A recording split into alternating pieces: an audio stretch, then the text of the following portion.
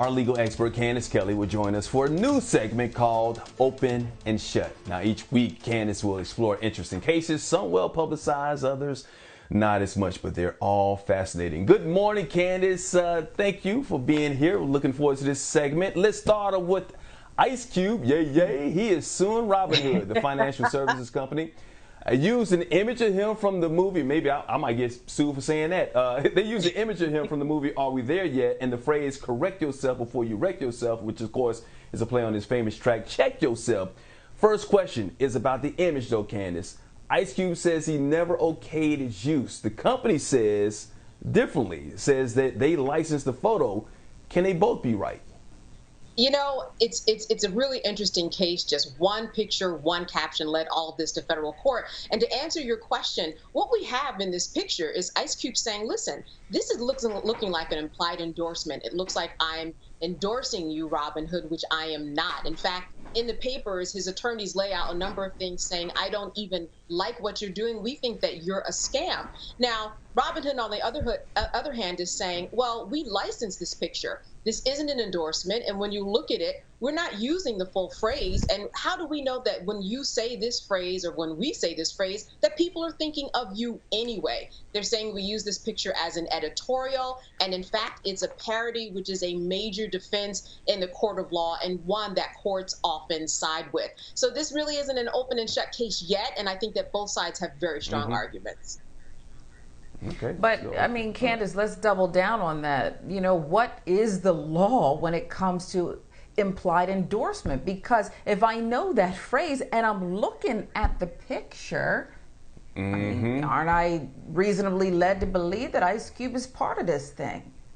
And that's the strongest argument that Ice Cube has at this time, because the fact that, number one, Robinhood has already contracted with Jay-Z and Nas, for example, for them to endorse this, so that when we look at Ice Cube, people might say, well, I'm looking at this and I'm thinking that he's endorsing it too, like the other rappers. The rule of law is this. If we can mislead a consumer and cause consumer confusion, even if it's just one person, if someone's confused and thinks that I am endorsing it, then that falls on the side of Ice Cube. On the other hand, he does have to show damages in some way or show in some way that Robinhood actually profited or gained from this implied endorsement, which is what Ice Cube is saying. But again, parody is such a strong defense in the court of law. It will be interesting to see how this turns out. This is why we have SNL, right? We can do a parody of Ice Cube and this song itself, and nobody would get in trouble.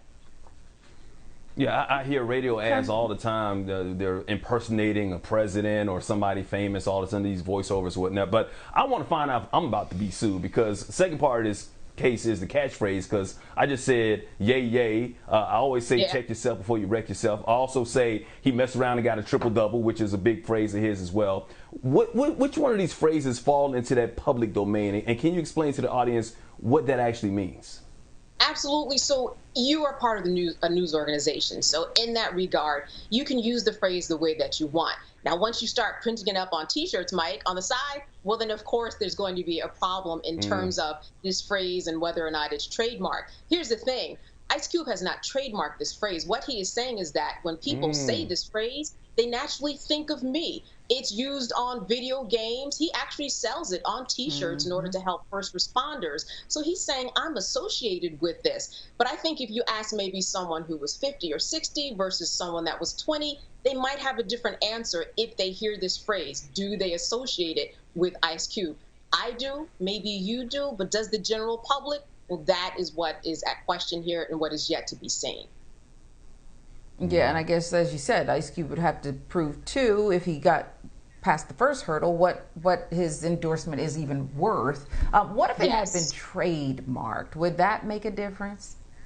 You know what? It might make a difference because you have his image along with what he's saying. If he trademarked it, though, they didn't use the exact phrase. They said, correct yourself before you wreck yourself. And we know that Ice Cube's phrase is different. So they would still say, Robinhood, that we didn't even use the phrase. It was just a parody. So we're okay. And again, you don't own this picture from Are You There Yet? You don't own the copyright. We used it for editorial purposes. But again, he's saying, but all of this amounts to implied consent and endorsement. I need you to stop using that. And I also need you to probably give me some money, right? That's what most cases are about. And that's what most cases do. They settle out of court for money. So we will see where this goes. Hey, Candace, real quick, can you trademark a phrase that you made popular but has already been used? Say, like, check yourself before you wreck yourself. People have been saying that for a long time. He made it famous. Stuart Scott, who was on ESPN, says booyah. He used to say booyah, but we used to say it back in the hood all the time. So can you actually trademark those type of phrases? Well, here's what the courts are going to do. They're going to look at who was the first person to actually use the phrase if there is, in fact, not a formal trademark. So, for example, if you're going to trademark booyah, you can do that, all right? But if you haven't trademarked it, then the courts will look at, well, who was the first in time? Who do people associate this with? That's why the rule of law is, listen, if you do have a trademark phrase that you want to use, go ahead with the U.S. Patent and Trademark Office and trademark it so that it can be on record. Otherwise, the courts will have to do discovery process and look to see, well, who was the first in time to use it and who do we associate this phrase with?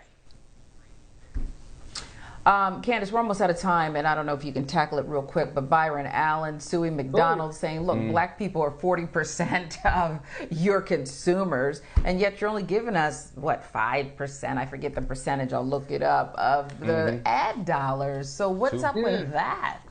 Wow, you listen to Byron Allen and a number of other media moguls and leaders, they have been on a path to tell people, and he has said this, listen, you need to get on board and you need to advertise with black companies, advertising companies, you advertise with us because you're not doing that. And why aren't you doing that? Why are you advertising with other equally situated companies, but not us? Because as a result, we've got companies that won't be able to survive if there are no advertising dollars. So he has called what he has right in-house a law firm. He's hired lawyers in order to just go after and sue companies and tell them, listen, we need you to get on board and get these advertising dollars. As a result, he has called about 500 companies. 95% have agreed to increase their advertising dollars.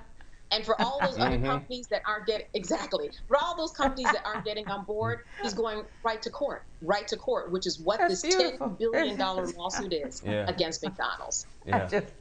I apologize. I'm just so giddy over that. They said, okay, we just the other 5% is going to be a lawsuit a week, Candace. We're going to be talking about. We love you. Thank you for your insight. Byron, keep Open going. And shut. Thank you so much. All Candace right, Kelley. If that you didn't shut the door on that, we look forward to seeing you every Thursday with your new segment, Open and Shut. We're right back.